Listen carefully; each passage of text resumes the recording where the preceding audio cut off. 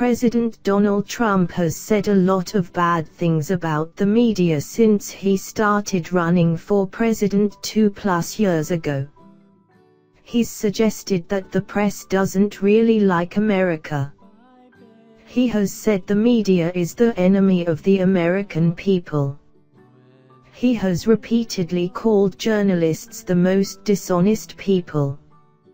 He has worked to paint news stories he doesn't like as fake and claimed he created that term. But he's never gone as far as he did on Wednesday morning when he tweeted this: "With all of the fake news coming out of NBC and the networks, at what point is it appropriate to challenge their license? Bad for country." Trump, like a dog on a bone, was still on the issue Wednesday night. Network news has become so partisan, distorted and fake that licenses must be challenged and, if appropriate, revoked, he tweeted. Not fair to public.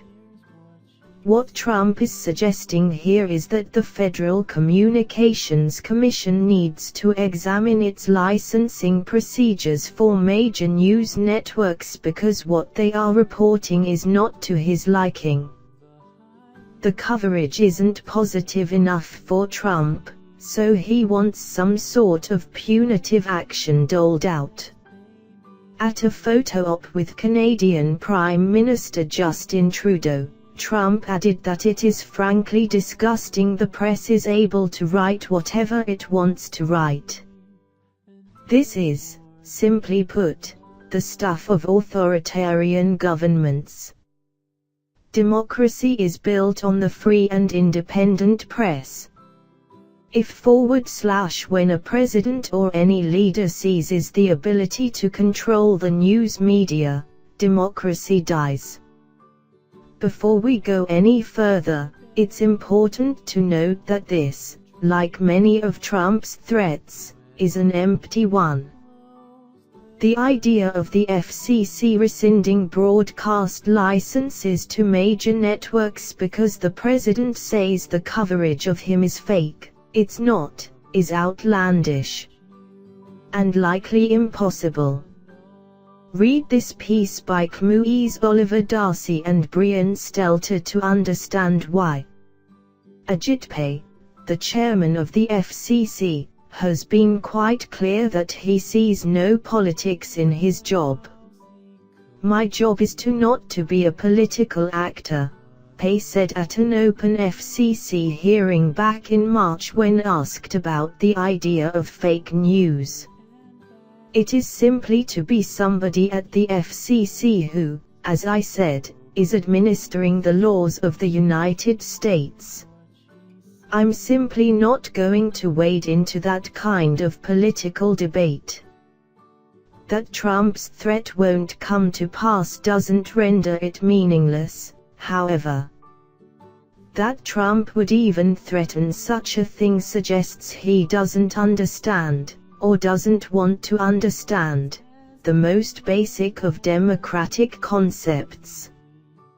Trump's view of the world is derived from his time as the face/boss of a business. Everyone works for him. He can fire anyone at any time. What he says goes. If you don't like it, you can quit. That is not, of course, how elected office works.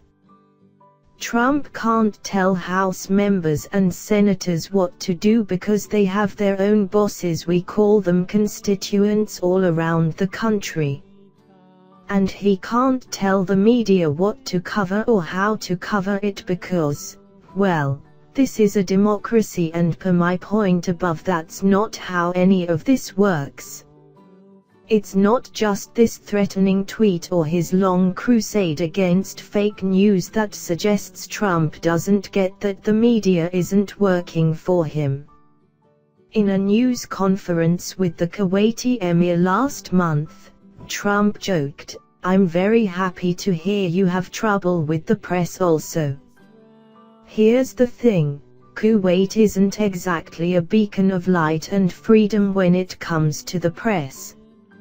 According to Freedom House, a US-based non-governmental organization that studies freedom of the press around the world, Kuwait's press freedom status is only partly free with a 59 out of 100 overall press freedom score. Media operate in a restricted environment, reads the 2016 write-up. Journalists and social media users deemed to have insulted the Emir or Saudi Arabia often face prosecution, and the government sustains efforts to stifle criticism of its actions and policies. That's not exactly the sort of comparison that a President of the United States should make. And it's certainly not one that should make anyone in this country feel comfortable. This tweet from former Obama White House senior strategist David Axelrod sums up that sentiment nicely. There were times in WH when we disliked coverage. Never did we suggest denying broadcaster licenses. Come on, POTUS. Is this Russia or USA? I get why Trump attacks the media. His base loathes the press and loves that someone finally is standing up to them. There's literally nothing Trump could say about the media or do in regard to the media that those supporters would deem a bridge too far. That includes actually stripping news organization of their licenses or trying to disband them altogether. The reaction to such a move would be something like good. You guys have been asking for this for a long time. You are fake news. But I would ask anyone who feels that way to think on this. In what country where the press is not free and independent are its people free and independent? The answer is no country. Hate the media if you like. Believe that we are all pursuing some secret liberal agenda and hate Trump because he figured us out. We're not and he didn't.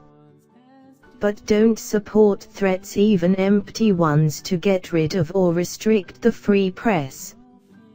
Trust me, you won't like the alternative.